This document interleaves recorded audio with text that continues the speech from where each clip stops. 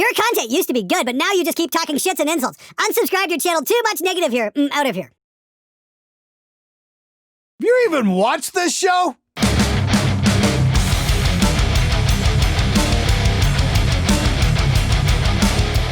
High-pitched edit when you're reading comments is annoying you, old man. It's not annoying me. Next time you want to get your point across, try using a comma! Hey, Glenn, I'm sure you're going to say, but should I just get a real SM57 or the Behringer version? Just curious if you have any experience with the Behringer version. Oh yeah, fuck you, Glenn. Well, I haven't tried the Behringer copies yet, but I do have a T-Bone MB75 from Thomann. These are about $35-40, something like that. I did a shootout there a couple years ago that's still on the channel somewhere. You can check them out. They look like a 57. They sound real close to a 57. Not exactly dead on, but they are a pretty damn good alternative. Very affordable and doesn't cost a lot to ship to the US. However, yes, I will definitely take a look at those Behringer versions because I'm sure they're going to be dirt cheap and fucking great. Behringer's been putting out some very good stuff recently, so I've got no reason to complain. Possibly a newbie question. The point of monitors is to represent the sound accurately. Is that also the point of mics, to record the sound accurately? Or is it that impossible and the mics are thus meant to color the sound in a cool way at the expense of accuracy? Thanks and fuck you. Well, I think everything is designed to be quote-unquote accurate, but you'll find when you start moving mics in and away from the source and just how you set the room up, the mics might capture things a little bit differently than you're hearing it with your ears. Ultimately, yeah, you want to be able to record something how it would sound like to your ears. I mean, there's binaural mics. Neumann makes one that's nicknamed Fritz that they use for classical recording. And that's to give you the sound of sitting out in the audience while an orchestra plays. Very cool, very expensive. Some of the most accurate mics on earth are the most expensive mics on earth. Some color the sound in very pleasant ways, like a U47. I've got this here is United Audio FET 47. This is a copy of the original design. It would be considered quite quote-unquote silky in the treble region. Very pleasing to the ears. Not 100% accurate, but very, very musical. Super cool mic, by the way. The Earthworks mics that I use on the drums were designed to be as flat as possible. When I was first talking with the Earthworks people, we didn't know if you could really mic metal drums with them or not. Nobody had really done it before.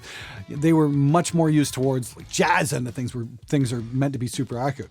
Turns out the Earthworks mics in metal happen to be probably some of the best drum mics on the planet. So there you go. Mics aren't always going to be accurate, but it's learning how to play with those differences and those colorations, which makes music interesting. The trick is to experiment. Glenn, you really have one of those Washburn EC29 guitars. There was also a 36 fret version of those Stevens extended cutaway guitars. I want one so bad. Sadly, they seem to have only been made in 1988 and 89. Kind of jealous right now.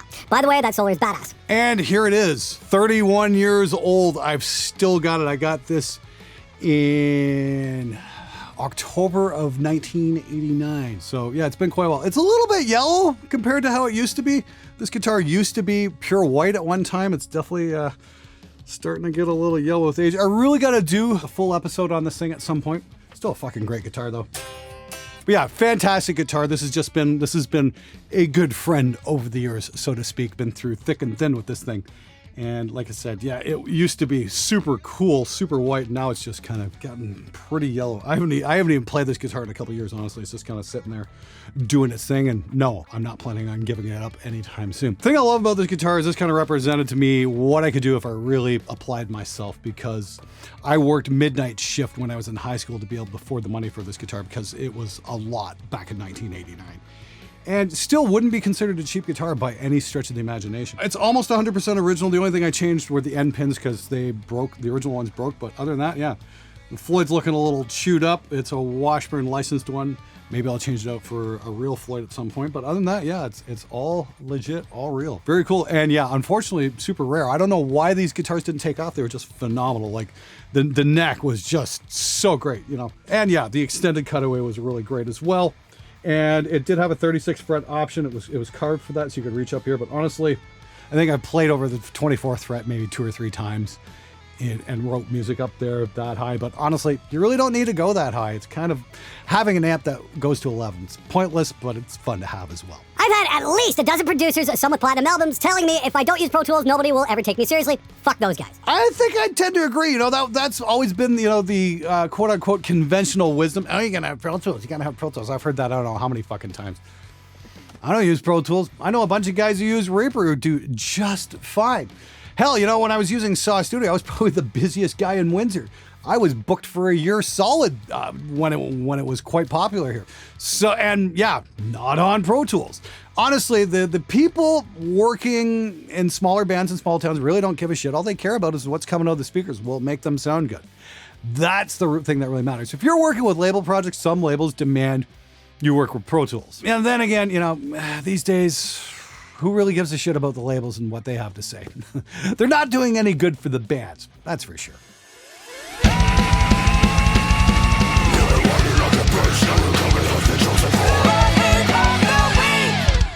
Whatever, you critical ass. There's nothing wrong with a line 6. How to line multiple line 6 has I plug a Zoom into it. A Zoom 505 is U505 too. It's fine, and especially fine for like a beginner. Not everybody such an aristocrat. So that's to my Spectre 5 Mark II version, which I replied, dude, I gave that a positive review. Here's the genius reply. Because Line 6 is a good product, not high-end, but any beginner would love to have one. My brother's band recorded with a Line 6 pod thing and sounded great. They played or opened up for Pissing Razors. That played the soil work, I think, one time, Shadows Fall. I was really young. I think Line 6 makes a good product. It's not like the best in the world, but I just don't believe in fashion your product because I feel like, good product. And yeah, you give it a kind of favorable interview, but it's much, as you said about it, really didn't look like you put your review on a judicial scale with like the weights should more bad about all the other products than you did about one that you said a favorable review about. So really, you did more hate than you did good, but yeah, whatever. I'm not a guitar guru, do you? Or literate, for that matter. Use a fucking period! What the fuck is wrong with you? Fuck's sakes, go back to school. Learn to communicate effectively. Do you have any idea how painful it is to try and read that shit out loud? Here's the thing. Pod Go, I think is really great, to be honest with you. I just shot it out against the Rev amps, and you know what? It's not half bad. Line 6 has come a long way. Sorry I didn't review it in a way you seemed worthy. At least I think that's what you're trying to say. I couldn't quite decipher your meaning through this fucking mess of illiteracy. Dude, seriously, get some help. Part of me wants to laugh, and part of me is angry on your behalf. Just hit up your nearest Flies Electronics when you're back in LA and buy one in person, I guess. Well, of course, you're talking about my Amazon Mystery Box Challenge where I got burned not once, but twice. Yeah, I don't know, man. Have you been to a Fry's lately? It's like, hello, there's nobody there. I don't know if I can find something in there.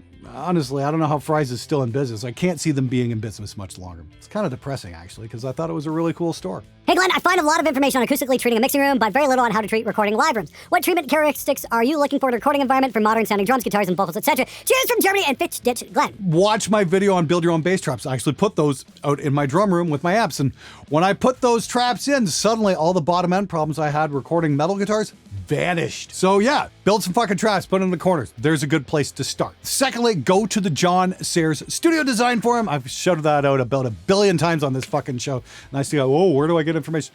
John Sayers Studio Design Forum. There's a shit ton of information for not only building control rooms, but for building performance rooms as well. That's where I got the design to do the Helmholtz resonator in my drum room. Definitely worth checking out. Go there, ask questions, learn stuff. I guarantee you're gonna like the results you get. When my Solar V arrived, the UPS guy kicked the box. Haha, not fucking funny, asshole! So yeah, I feel the same way about UPS. My red Solar has an Evertune bridge, but I wish it had a Floyd Rose. Still love my Solar V, and yes, I see more than one Solar in my future. Well, that's super cool. I was certainly impressed with the Solar Flying V. Really enjoyed it. And yeah, it turns out I contacted UPS. That wasn't an accidental hole. They put speed holes in the boxes, you know, to help them transport. Yeah. Speed holes. How long did it take you to get yours? Or was it given to you from a dealer? Been looking for mine since February. I hope it lives up to your endorsement. You're talking about the Positive Grid Spark. Yeah, it's a fun little box. Seriously, guys, you got to remember the whole coronavirus thing happened in China, and a lot of this stuff is made in China, so that pushed the entire manufacturing cycle back. So I'm sure Positive Grid is dealing the best they can with the situation they have. You just got to be patient and understand. Getting some of the parts is kind of difficult right now. I can't say for certain, but I'm going to take a wild guess that you are going to get your Spark eventually. Just be patient. Cringe YouTube musicians. Well, hey, Thiago, that's a very interesting observation. Here's the thing. Do you see a lot of kids going to local shows where you're at? Because I don't. You know where kids are these days? Here. They're doing this. Now think about your music and how you want to get it across to people. Hey, Glenn! Glenn! So I'm 14 years old and I'm broke. I plan on saving up for a Mesa Boogie Mark V head with a decent 4x12 cabinet. My parents say that I would wait on getting a job. What should I do? Thanks and cheers from the United States. I'm from America. Yeah, I think I started delivering papers when I was 14. I got that job for the first summer. That was definitely not enough to afford a Mesa Mark V. That's for sure. Unfortunately, that's the thing about being a teenager is, you got your eyes on all this awesome gear, but, nobody wants to pay a kid anything. So there is that. In the meantime, I'd say start looking at some free amp sims. If you have an interface, you can plug your guitar into that and go, and you can get some pretty damn good results. Obviously, the Ignite Emissary would be my first recommendation. And poke around for some decent impulse responses and grab a free copy of Pulse while you're at it. But yeah, get a job when your parents say it's okay and work your way up. I mean, I come back to my Washburn here. I got a job when I was 18 and worked my ass off for the summer and midnight shift to be able to afford this. And I worked all the way to the end of October while I was still in high school. And I had no social life whatsoever. I'd get home from school, go to bed, sleep till 1 a.m, get up, and then I'd go work at a vegetable plant cleaning out the freezers and get done working about 6:37 in the morning and go to school for the day.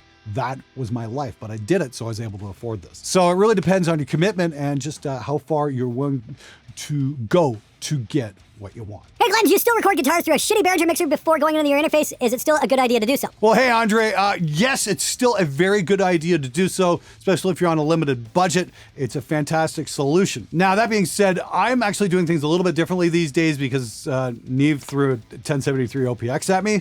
So I'm definitely not going to look that gift horse in the mouth. What I'm doing is I'm going through 2 channels on the Neve into this Cranbourne unit, and it's got analog summing here. So I'll do a combination of 2 mics there if I'm doing the 2 mic method, and then that goes into my patch bay and then back into my RME that way. So I'm still combining 2 mics. But lately I've been using the Austrian Audio OC818, and I'm only using a single mic, but it's 2 capsules, a front and back, and I'm manipulating the polar patterns in software. If you haven't watched that video, I highly recommend you do, because oh man, does that mic ever sound amazing on metal guitar. It's just oh so nice. So although I can do the 2 mic thing still, I'm really in love with that Austrian Audio mic. I really am. But if I'm going 257s, yeah, I'm going to go the 1073s into the Cranbourne, do the analog summing there, and go on, because it just saves desk space. Do you still have the sessions from the Woods of Ypres CD, Pursuit of the Sun and Lord of the Earth? If so, could you please explain how it was recorded, mixed, and mastered that album, and tell us about the recording process? I consider that album to be a true gem of the early 2000s, and sound-wise, it's just amazing, especially the drum sound, not the tempo. Greetings from Colombia, South America. Actually, yeah, I just kind of went through my archive there a couple weeks ago and made a safety backup of that. So yes, they do exist, and yes, I am probably going to do a remix session on the show at some point just to take everybody through, because I know there's a lot of fans of that record, and I think it would be cool to show you guys exactly how everything fit together. Interestingly enough, about the guitar sound on the record, and here's something I will tell you. It was a broken 57 that I didn't know was broken, and a Sennheiser E609 Silver into a 100 watt Celestion 2x12 cab that my buddy Steve Chason, who helped me build this studio, who's going to be on the show in a few times, he built that cabinet himself so he could bring it to gigs and he wouldn't have to carry around a 4x12 because he wanted things lighter weight. Those things weighed a fucking ton, by the way. So yeah, it had definitely a unique sound, and I pulled it up, and it's kind of like the 57's like, yikes! But if you blend it with that 609 Silver, it's definitely got its own thing going on, which is kind of cool. We did use a Mesa Boogie dual rectifier, which I've still got. That, I think I'm still going to give away.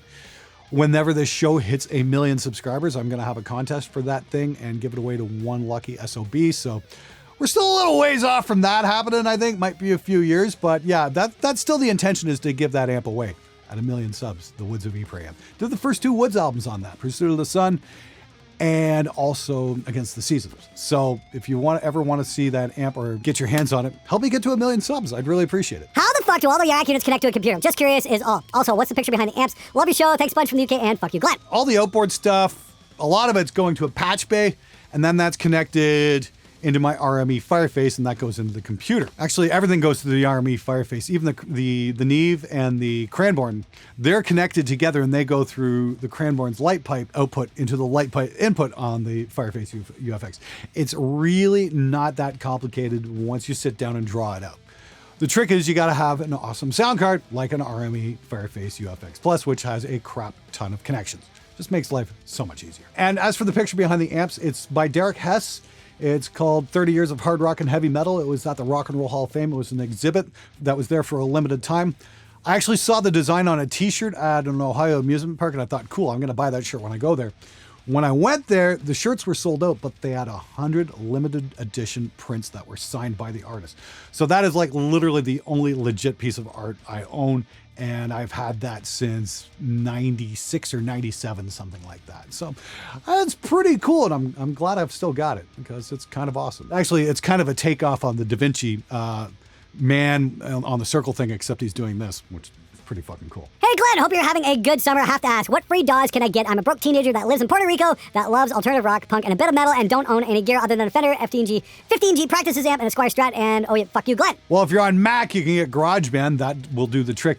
And if you want to learn some more advanced stuff, get Reaper. It's not exactly free, but it's the $30 license or $60 license or something like that, and it will compete with anything else out there. Mainly because the guys who wrote Reaper were the guys who wrote Winamp, and they sold that to AOL Time Warner for a couple of small countries' economies worth of money. So they decided to build a DAW for everyone that would equal functionality of the best out there.